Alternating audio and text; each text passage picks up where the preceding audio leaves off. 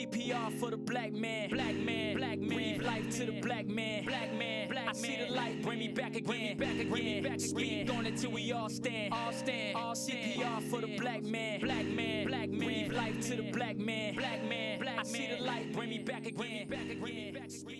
What's up, fellas? Your boy Ashanti in the house, and this is CPR, breathing life into the black man. And we're excited to be here today, man. You know, we exist to equip and encourage and ignite men, you know what I'm saying, to cultivate a holistic lifestyle of living in this fractured world. So when we say holistic, we mean living healthy lives, both mentally, emotionally, spiritually, and relationally. So that's what we hear. That's what we about. And we glad you hanging out with us. Got my man Shelton in the house. How you feeling, man? Shanti, what's going on? I'm excited, really excited for this podcast. You know, I'm glad that we were able to get together to kind of do this.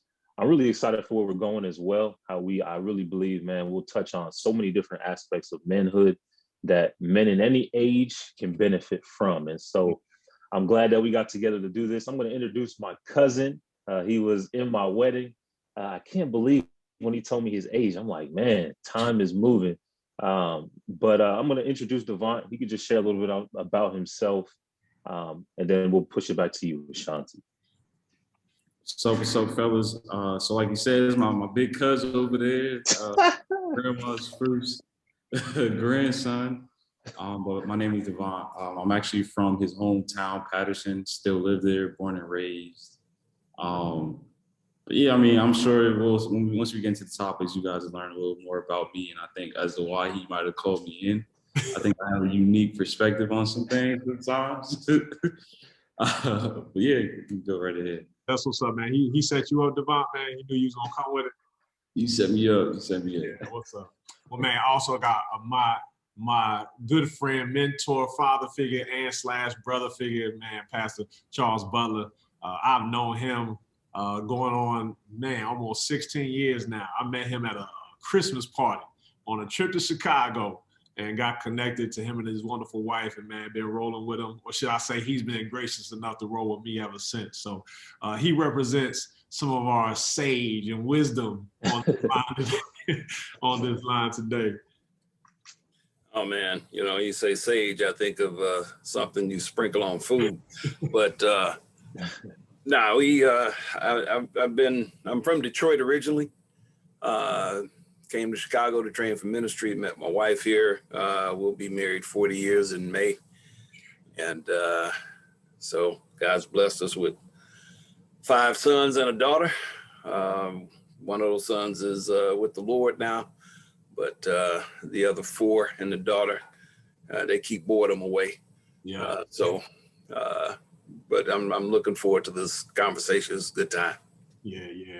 So we're having a discussion today. And the big question is, like, what does it mean to be a man? Like, what defines manhood? So I'm curious, like, as I think back to growing up, like, what were some of you guys' earliest views of kind of like, hey, this is what defines manhood? I'm not putting myself out there first yet, but what are some ways that y'all like, oh, this is what it means to be a man? Yeah, I mean, I think that's a question. When I think about it, I never really there was never this moment that I was like, okay, now I'm a man, or at least I didn't think of it that way. But when I was younger, I think for me, manhood was all about physical strength and brute. So I looked at manhood mainly from, basketball. I loved sports. My parents put me in sports, my dad especially. And so when I looked at manhood, I looked at being able to I guess the word I'm looking for is dominate or perform or get success on a court or a field. And then so for me, that's kind of where my identity kind of came in as a young guy growing up. I was pretty good. And so I felt like, okay, I think I'm becoming what a man is supposed to be based upon the things that are more athletically gifted wise. I mean, the way I kind of look at it, I think you're right. I agree. It's definitely a perception type of thing. It's based off of your own values, what you can piece together to try to say is you a man. So I know for me, I don't even know if I would consider myself like a grown man yet, you know.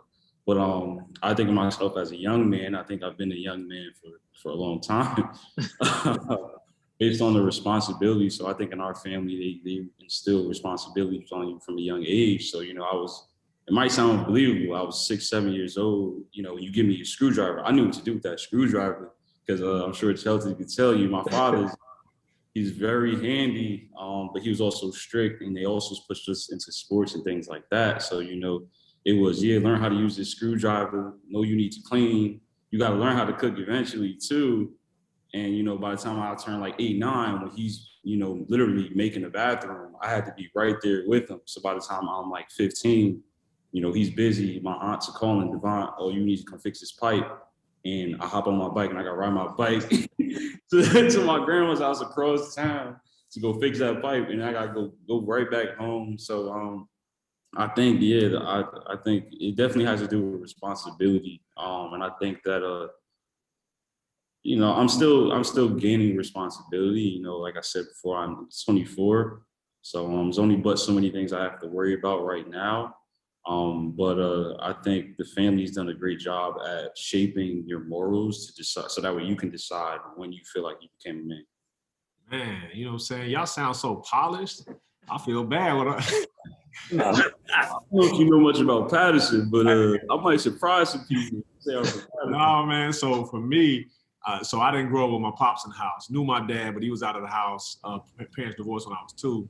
And man, I'm ashamed. Well, hey, we don't keep it 100 here. That's how we do it. Man, I had some very generic views of what it meant to be a man.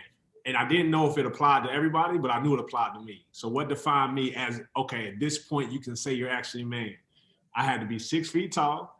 I had to be able to grow a goatee. And I had to be well endowed.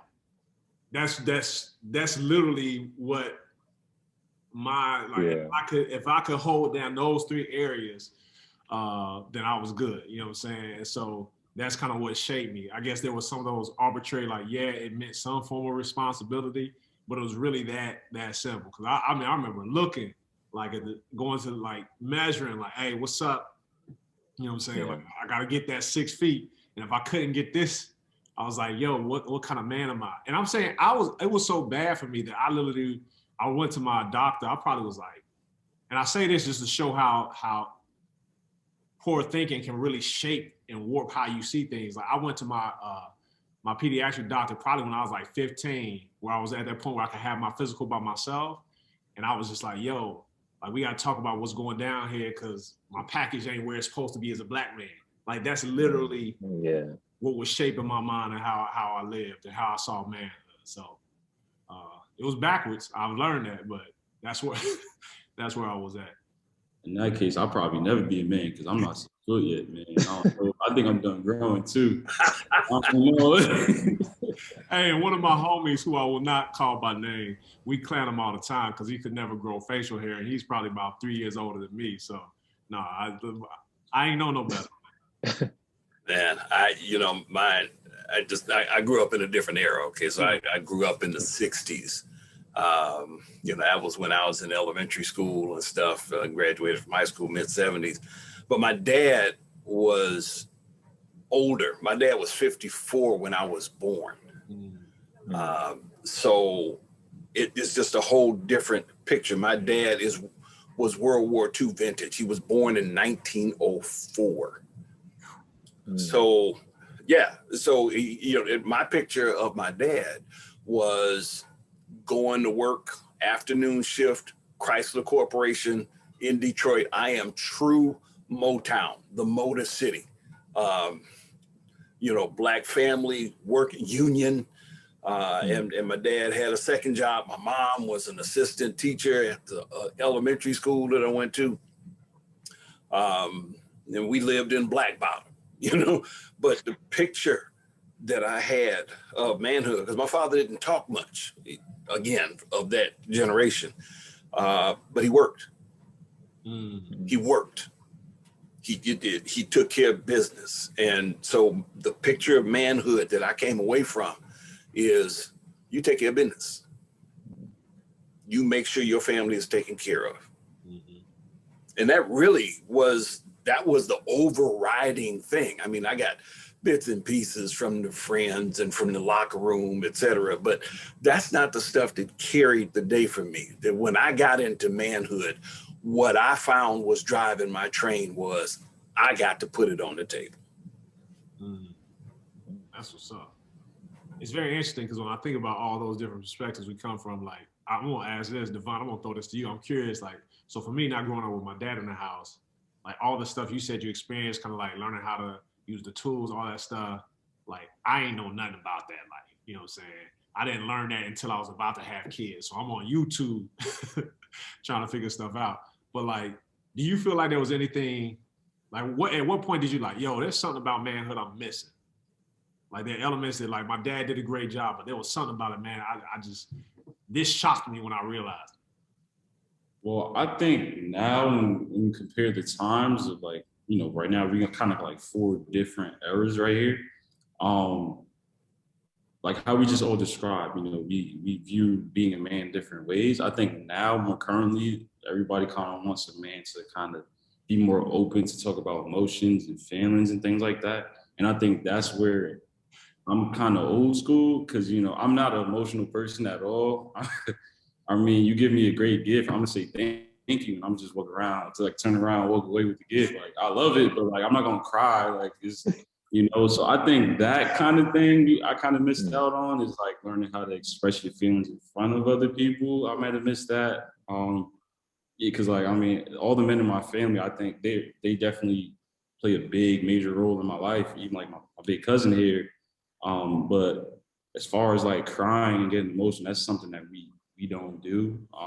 So even like I'm a manager at my job, I'm a supervisor, and you know, a lot of times people like they'll come to me crying, and I'll say like a teacher, like, "What you crying for?" And they're like, "Oh, because this and that," and they feel like I don't understand. It's like I understand, but you know, you got a job to do. I got a job to do. I'm not about to sit here and cry with you, like, you know, it's like you're gonna have to get up and do your job, like wipe your tears, you know. So I think that's something I might have missed, just like the emotional part, and being open to talk about emotional things. I think I'm a very open person, just talk about any subject. But when it comes to the emotional part, that's when I kind of, you know, scratch your head a little bit. Yeah, I tell him to go ahead, man. You got a job. What you do? Hey, let me snitch on your cousin, man. I ain't seen him cry often, but I saw him cry once, man. He broke down at his 30th birthday party, man. Y'all did the video, man. I looked over. Chillin was like, he had that like he won an NBA finals type cry. I was like, look at this boy over here showing emotion, man. Yeah. I think, Devon, you're right. As far as our family, I think to understand us too is we're Jamaican as well. So our parents came from Jamaica, and we have that kind of that immigrant, our grandparents initially, but we have that immigrant really close connection. That even though I've moved away, you know, I haven't talked to Devon in a few months, but I hit him up and he's just like, yeah, let's do it. So I think we have similar experiences. I think for me, one of the things that I realized that I didn't realize until recently is, you know, how difficult it is to like lead a family. Obviously, I've been married now to be about 5 years, but I feel like for me anyway, I was shielded from a lot of different things because of the family I came from. But then now, just you know, getting into my early 30s, the end of my 20s and stuff, it was just like, wow, I didn't realize the strength that you need to lead well, to work well, to also, you know, protect your household or whatnot, whatever that may look like, to then earn the finances to necessarily to keep that going, to you know, just to think about all the different things that happens as a man and what the responsibility that you're responsible for.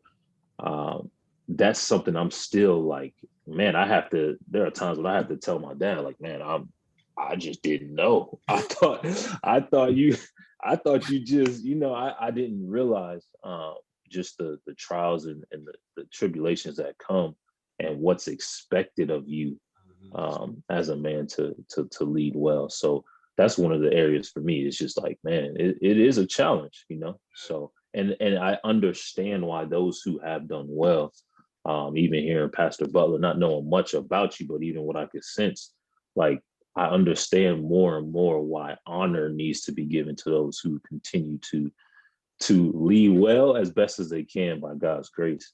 So, like I said, there wasn't a lot of conversations going on, but when I came to Chicago to attend college, my first semester in college, my mother had a stroke and died.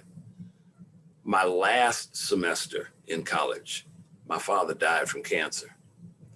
Now, I was already planning to get married after I graduated, but when my father died, it was a wake-up call. I ain't got no home to go back to. I am on my own. I got to carry this thing forward. But the realization of that, it did not stir up like terror. There wasn't a freak out in me. It was more like a resolve. Now I know what I got to do because I had seen that this is what you got to do. And you know, those early, you know, because you know when you graduate from ministry school, those early jobs are not glamorous. that's true. You know, and so you know, working bookstores and you know, part-time for a little church here and there and that sort of thing. But I saw God see us through, and He was shaping my trust in Him from early on, to show me He would open doors. Now, I needed to be willing to walk through them. He provided the opportunity. I still got to work. But He would provide. And that was a lesson in process from early on. That's what's up. So for me, it was a little different because I think it hit me when I was probably around 19, 20.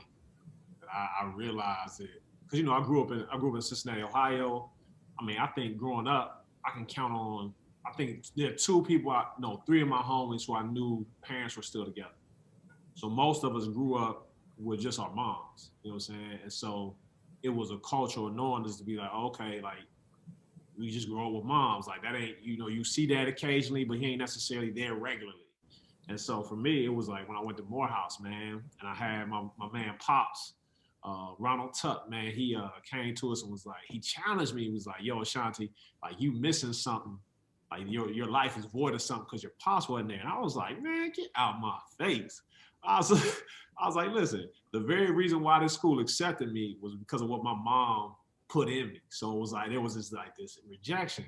And man, that's like, that began at 18, like this trek of like the things just starting to be opened up emotionally where it was like, yo, you are missing something. Like, there's something that you needed a man to be able to teach you that you didn't get. And I love my dad. We good. So I don't want it, but there was distance there because he lived in another city, had another family he was caring for. So it's kind of like it was something new for me to learn that, like, no, I need a man, because again, it wasn't a norm for me. It was like, yo, you just live life. And so as I got older, around 18, 19, it just really started this whole little process of being broken down. And Devon, you talk about emotions, bro. Like, so I'm on a date and I'm in the process of watching this movie, Antoine Fisher. And so this is when you have one of those moments where you like, okay, I don't know what's happening right now. And so I know me and my dad got a good relationship, but I don't know anybody else from my father's side at all. You know what I'm saying? Outside of my cousin and my uncle, who I hadn't seen in probably 15 to 18 years. And so I'm in this movie and a scene come out where Antoine Fisher's trying to go find his mom, and his mom is on drugs, don't want nothing to do with him. And his father's passed away at this point. And then he comes in to meet one of his aunts. But when he comes home to see his aunt, after the first visit, she has like all the cousins and everybody there. And man, I tell you, you would have thought like the well just broke loose. I sobbed. I'm literally sobbing on a date. She looking at me like, it wasn't one of those like, it was like, ah. Like I all out sobbing. Man, we went out to dinner afterwards, and I tried to pull it together. I sobbed through like 3/4 of the date.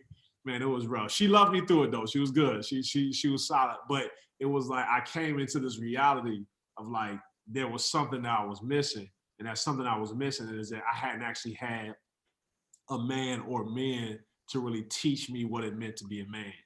And I didn't discover that until I'm like 19 years old. And so since then, even now, it's been a journey of discovering like, okay, what does it mean to be a man? And so when I think about that, I'm just like, I don't even know when I think about the word, what does it mean to be a man? I don't know how to define it. So I'm actually going to be specific in this one. Pastor Butler, like if you were to give a definition to like man to kind of help, like what would you define manhood as? Wow. Okay. Yeah, just toss me a softball, okay? Man, so I did not have a definition of being a man. I had a picture, I had a video of my dad working, and on that journey of learning that God would provide, I realized, sort of a full disclosure moment, I should say, that along the way on that journey, there's one point at which I was working 4 jobs. So I was a full-time insurance agent, part-time at the church, and in a sales rep for 2 other independent sales companies, trying to make it all happen. Okay. That it was a wake-up call to be doing all of that, and my insurance business just took a nosedive, and I had nothing. And God said, "I'm gonna show you. I'll supply for you anyway." But it was probably another 10 years after that I found myself as a pastor of men's ministries. It's like, all right, how are we gonna go about this? And so I did some homework, and we grabbed hold of a curriculum that was really helpful. It was called Quest for Authentic Manhood,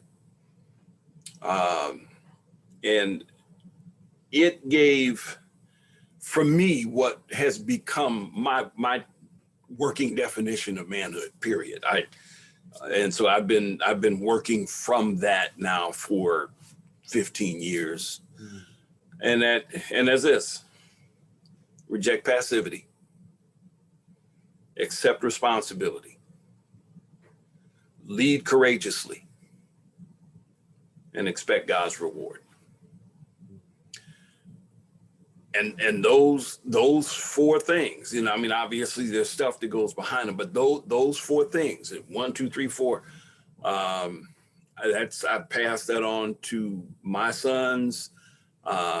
It guides me daily that when a situation comes at me, and I'm just like, man, I do not want to deal with this. Reject passivity, accept responsibility. Man, I know what I need to do. I know what I ought to do, but man, this is, I'm gonna take heat for this. Lead courageously. But ain't nobody gonna give me no props on this. Ain't nobody feeling me on this. I'm gonna be all alone on this. Expect God's reward. It has worked for me. Now there's all sorts of, I've heard all sorts of things about economic prowess, the physical prowess, the sexual prowess. It's like, yeah, all right. But at the end of the day, that's some of that stuff I can have control over. But see, I'm at I'm at that place in life where I've had to come to terms with the fact that, you know, there's some things that just physically, they just ain't gonna come back. It just, there was a line in the movie Rocky Balboa where he says to the athletic commission there in Philadelphia, he said, as we get older, there are things that we have to leave behind. And I'm fine with that.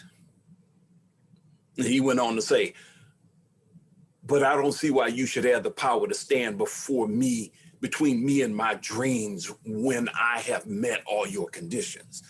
Now, I'm not focused on that right now, but the first part of that, it's like, yeah, there's some things that just, as I get older, okay, we're not going back to that. I'm not going out to play tackle football with the guys. Okay, those days are done. Yeah. You know, there are things that when they need to be lifted, it's like, okay, I grab one end of it, but I'm not going to try to pick up the whole thing myself. I mean, because we're in a different stage, and I've got to recognize that I need to move forward in that. I don't need to try to tell myself that I'm going to act like a young man. Life comes in seasons. Yeah. I'm in the ending part of fall here, okay? I do not need to be trying to pretend like I'm starting summer. Yeah. So I needed a definition of manhood that could travel with me. Mm.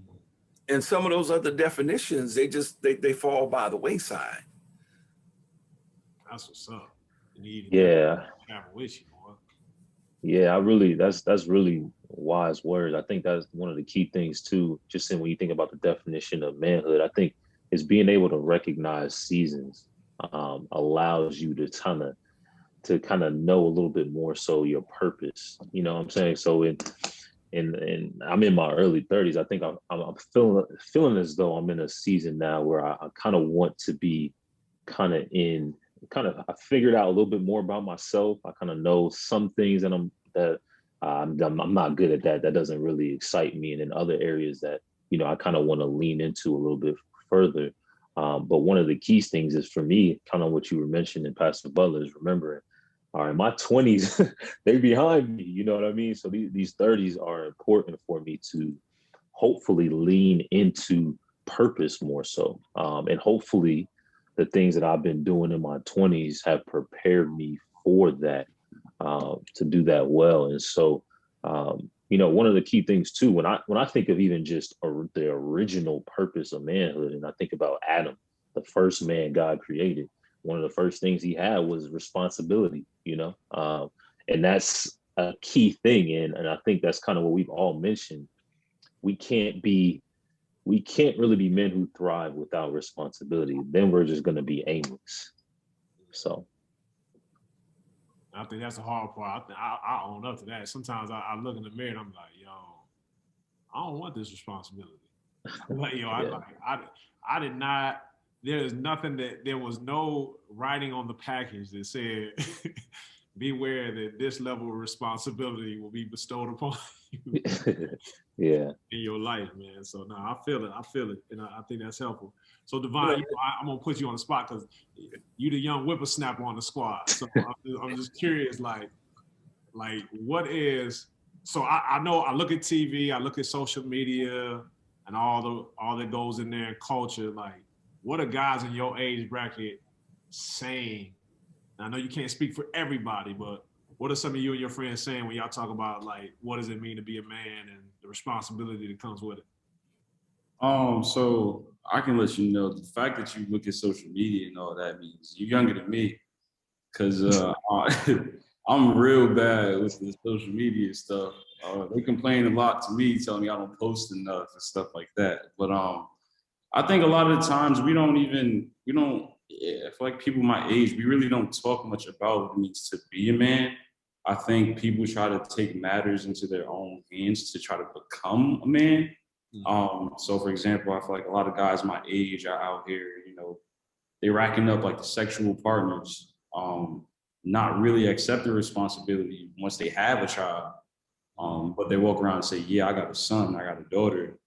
You know, that's why I'm a man. You know, even like at work, we got a lot of dudes that I manage. And I'm a man, you know, and it's like, well, they're like, yeah, I gotta watch out for my 2-3 kids. It's like, but you showed up to work late today, you know. So I think that's where also I kind of separate myself from a lot of people my age sometimes, and I join a lot of the older crowds is because I feel like, yeah, right now there isn't much sense of responsibility to me. That's responsibility is like the number one thing. So I rely on how I judge myself on becoming a man.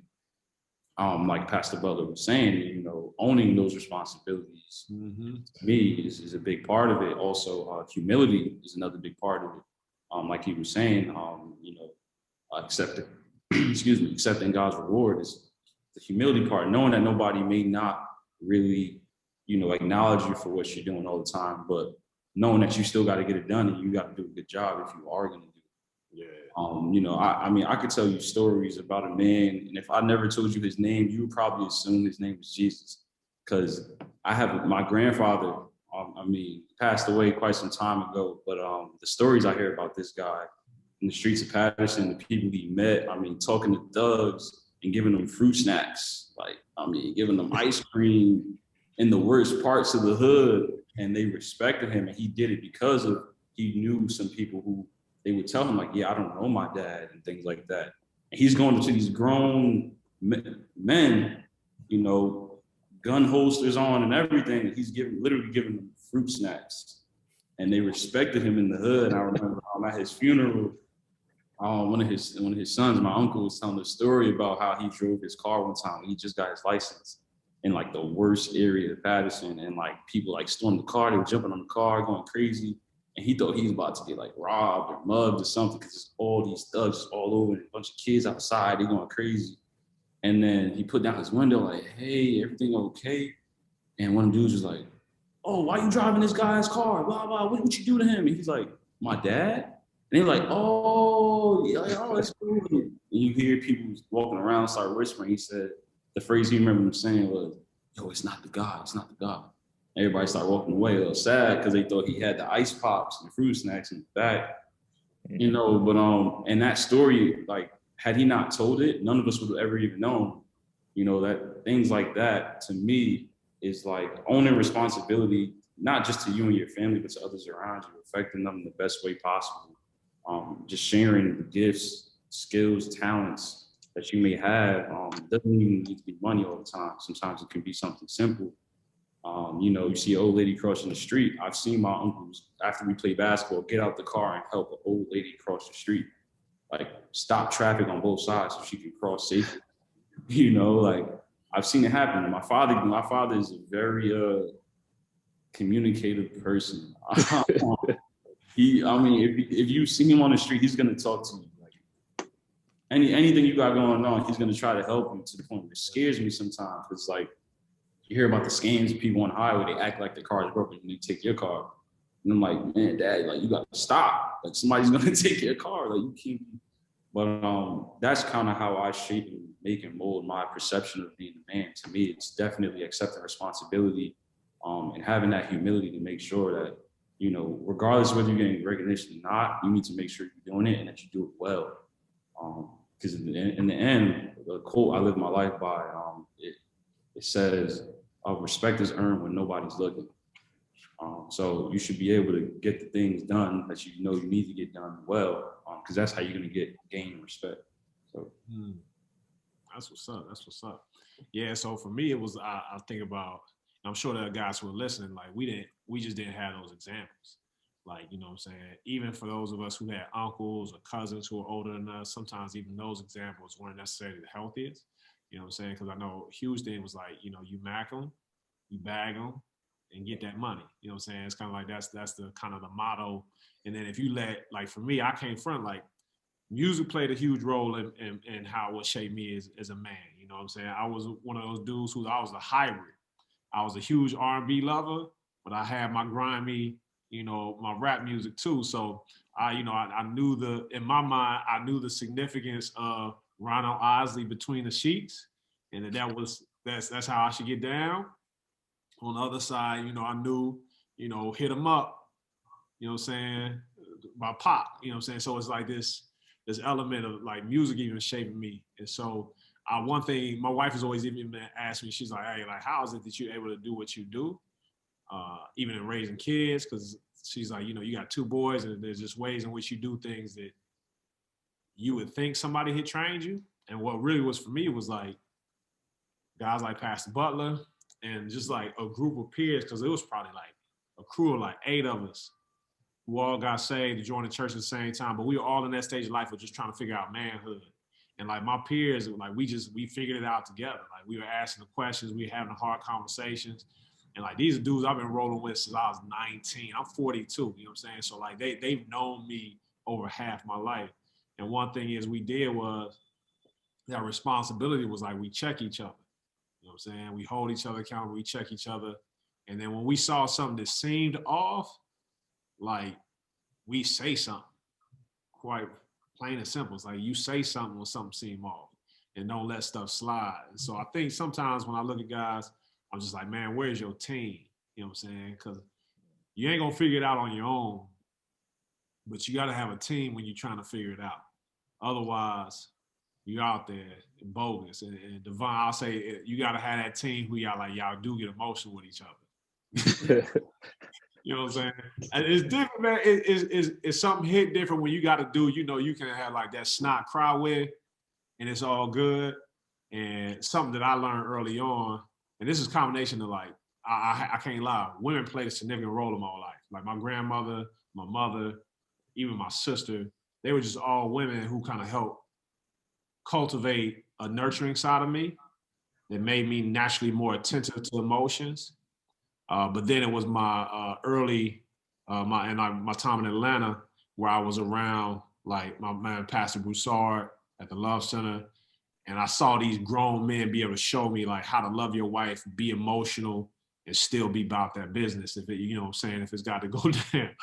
And so seeing that like shaped something for me. Like I remember this one story, we had one of our brothers, he had a drug issue, and we had got a call like at like probably like 11:30 at night saying, hey, we need to mount up at the church. So we got together and we rode like 10, 15 deep to the crack houses in our neighborhood because we was looking for our guy. And we you know, and they knew us. They was like, oh, okay, nah, he ain't here. We think he might be at this spot. And we did it until we found him and pulled him out. But that's something when you get that, like you like, okay, this begins to show me, yo, this is what manhood is. This is like, you look out for each other, you care for each other, you got each other's back no matter what. So yeah, man, that's the stuff that started to shape me like around 19, 20. And that's kind of how I've been continuing to grow since then. Cause you know, I'm trying to help raise these boys. You know what I'm saying? I got 2 young soldiers, man, and raising these boys as best I can, trying to give them what I didn't have. And then being vulnerable before them. Cause I've had to be like, hey, you know, dad messed up. That he responded a little bit too harshly. Forgive me. Because in my mind, I'm like, I'm teaching you, like, hey, I'm not gonna just tell you to be this type of dude. I'm gonna model it for you and show you that, hey, even sometimes dad mess up. So That's Yeah, good. yeah. No, I appreciate that. Go ahead, Devon. I was just gonna say, in our culture, I feel like that doesn't exist. Hey, daddy messed up. I came a little too harsh. That don't exist. They're gonna come too harsh. They're gonna leave it. They're gonna turn around, and then you're gonna cry. And they're gonna come back and slap you for crying. So I think that's real. That's real. Yeah, I kind of wanted to, in regard to kind of what you were saying, Ashanti and Devon, kind of wanted to throw out something here to switch gears a little bit, but really kind of say somebody's watching us, a man is watching us right now, and maybe Pastor Butler, you could be the first to kind of answer this. But say a brother was watching this right now and he wanted to take steps towards, at least just taking a step toward, he felt like, hey, after watching and hearing this, he doesn't feel as though he's living up to maybe what he should be called to or what he should be doing. What would you say would be just some initial steps that a man could take to say, all right, I want to kind of I see where my life is now, and I want to get it to a trajectory where at least I'm making some sort of impact. what would you say are just some initial steps that he could take, you know, to start on that path? I'd probably say look around, look around at the men around you, and is there one that you say, you know what, he looks like he's going in a direction that I want to go in, and approach him and say, hey, would you be a mentor for me? Would you let me tag along with you for a bit? I've done that several times in my life. Like I said, my dad didn't talk to me. He worked afternoons and midnights. So I ran into him once or twice a week at the breakfast table. He was going to bed and I was going to school. When I got home from school, he was at work and I did not hear him come home. So to fill that hole, because there was a lot about being a man that there's more to being a man than just working. And I didn't know what a lot of those were. And so at various points along the way, I saw men that seemed to be moving in the direction that I thought I should be going in, men that I looked up to. And I would take time to talk to them. Hey, can we get together? Why do you treat your wife this way? I mean, seriously, I would ask, why do you treat your wife, or how did you decide to raise your kids that way? Would you teach me some things about, in my case, ministry? One guy's the pastor that came into the neighborhood. I knew him from before, but he took a church in the neighborhood for a season. And I said, hey, can I come over and get with you and just talk about ministry? This guy was at least 35 years older than I was. And I'm like, yeah, man, this is not an opportunity that's going to be here long. So I asked him. I remember the guy at the youth center down the block from me when I was in high school. And I would just go in and talk to him. And we'd go downstairs and play ping pong. And then we just talk while we play ping pong. And he just passed on lessons for life. I remember the first time that I was about to be fired from a job. And I happened to know some other folks at the organization and went to talk to one of them. I was like, man, I don't think this is right, and I think this might be racially motivated. And, he looked at me, he said two things. He said, now, and this was at my alma mater. He said, you got a lot of relationships here that could be very valuable to you in the years to come. Oh man, I'm 20. I don't want to hear that. I don't care about no relationships. I'll burn the place down. No. And then he asked me, he said, the second thing he said was, do you really want to put in the effort to keep a job where your boss is out to get you? That just made me sit back for a minute and go, huh. But what I appreciated as I reflect back on that, and that's like 37, 38. No, that's like 39 years ago. It was that he took the time to hear this impetuous young man, and he chose to meet me where I was and try to communicate to me stuff that would matter. Now, I can tell you, it's actually the first thing that he said. My relationship with my alma mater has been one of great opportunity, where I have had opportunity to preach at the school. I've had opportunity to help lead conferences that they've done. I've been invited back to guest teach. It's been a very warm and beneficial relationship over the years. that came from going to knock on somebody's door and saying, you know, I'm not sure what to do about this, but I know how I feel. Can you give me some wisdom? So that's really what I would say. That's the place to begin, not doing an internet search, not going to grab a book. Unfortunately, men in the Black community are not particularly book oriented. So that's not necessarily a strong, this podcast is a great way to do it, because we can take a minute and watch something like this. But that live, yeah, that guy there, don't, and even if you think he's out of reach, go talk to him anyway. Say, I've been watching from a distance. You don't know me, but I've been watching you, and I see some things in you that I would like to see in me. Would you let me tag along with you? Could we journey together? Could you be a mentor for me? That's where I would suggest starting.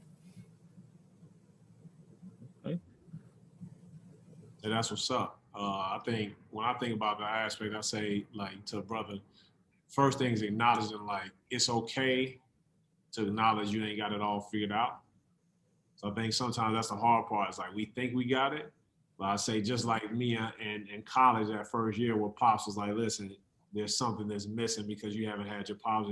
Like, if I would have never acknowledged that and take ownership of, like, yo, it's not saying that I'm not good or that somehow I'm it's like this element of lacking in a certain essence, but not lacking in that, like, that I am still qualified to be a man. But I had to recognize that, like, there's something that's missing and I need help to grow in this area. And when I finally got that, like, that began the journey. And so that idea of kind of accepting, like, you know what, I don't have it all figured out. And always having this mindset, I'm going to listen. I'm stealing this from one of my guys. I'm going to listen with the intention of being willing to hear and be influenced. And so it's not like this idea that I'm going to hear the influence and then just take it on and own it. Because sometimes you hear stuff from dudes, you be like, oh, no, I got to throw that out. But coming in with the mindset of, like, yo, I'm already coming with the expectation. You're going to say something that's going to influence me, and then I'm going to process whether to take it in. Because a lot of times we come in, we like, nope. You start talking about, hey, guy, you know, you need to cry more. Brother's like, nope, we done. I ain't talking. It's so soft, you know what I'm saying? And just being open and saying, nah, I want to hear, man. And I say that emotion part, listen, fellas, I'm going to be straight up. A lot of us running around here angry, bro. We angry. And it's not even because of what, I'm going to say a word that we don't like to hear. We're angry because we hurt, man. Like, you know what I'm saying? Like, our feelings, our emotions, like, we sad, we hurt. Like, there's scars on the inside of our heart. There are wounds that we face, sometimes even for people who love us, and that we don't give ourselves a chance to talk about. And when you don't do that, man, it's a recipe for destruction. That's why you blowing up on your wife. That's why you blowing up on your kids. That's why you blowing up on coworkers.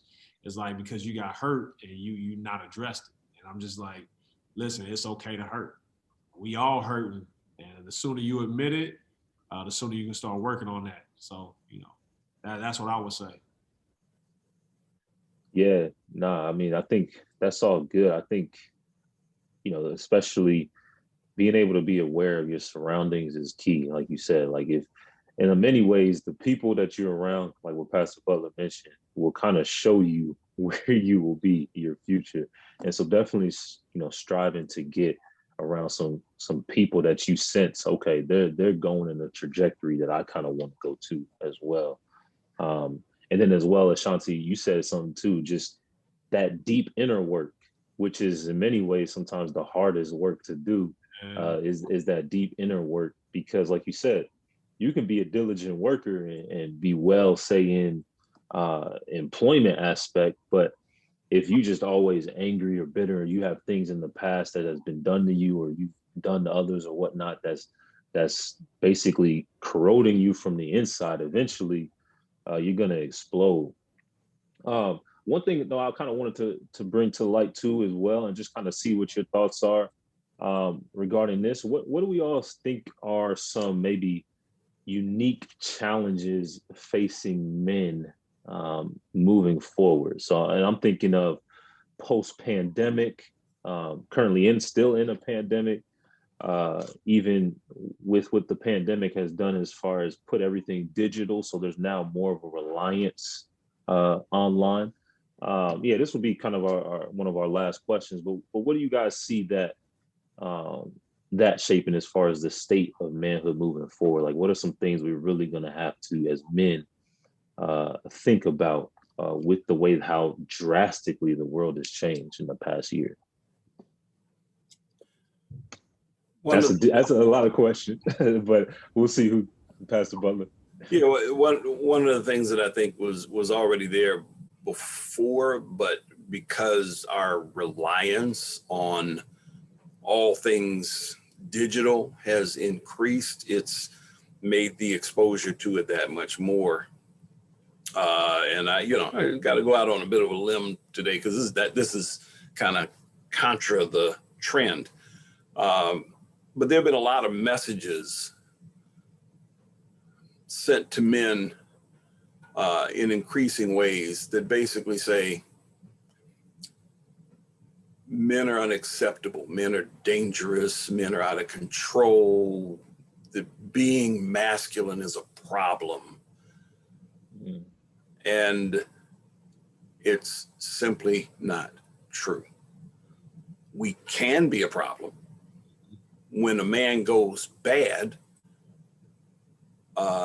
he typically creates a lot more levels of problems than when a woman goes bad.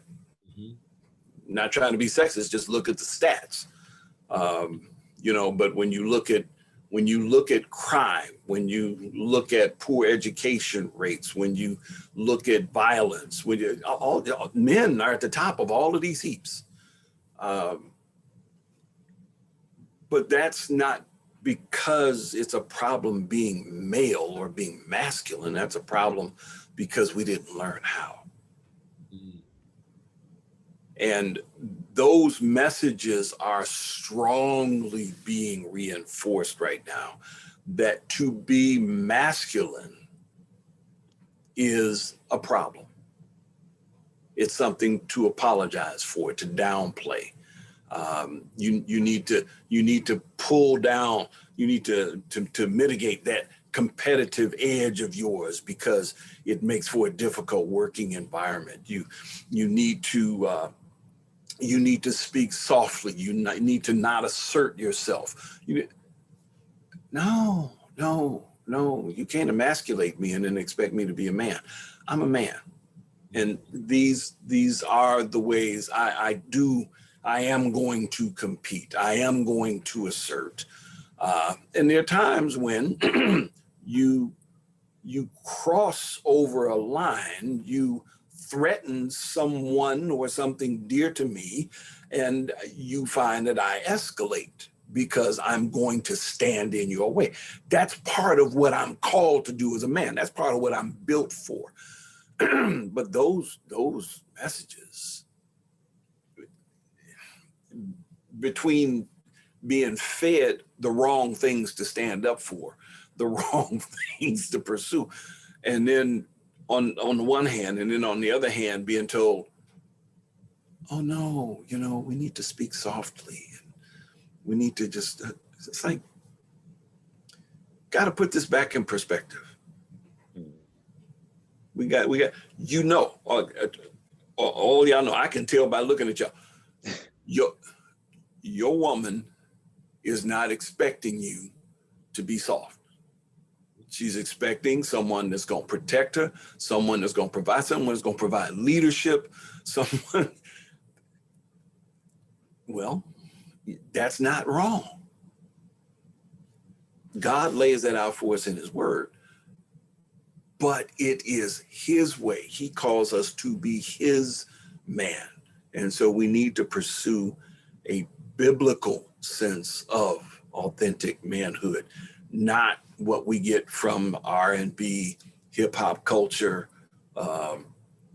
whatever the latest trend is going on social media, the hottest hashtag of the day. No, we I'm reaching now because I don't tweet, but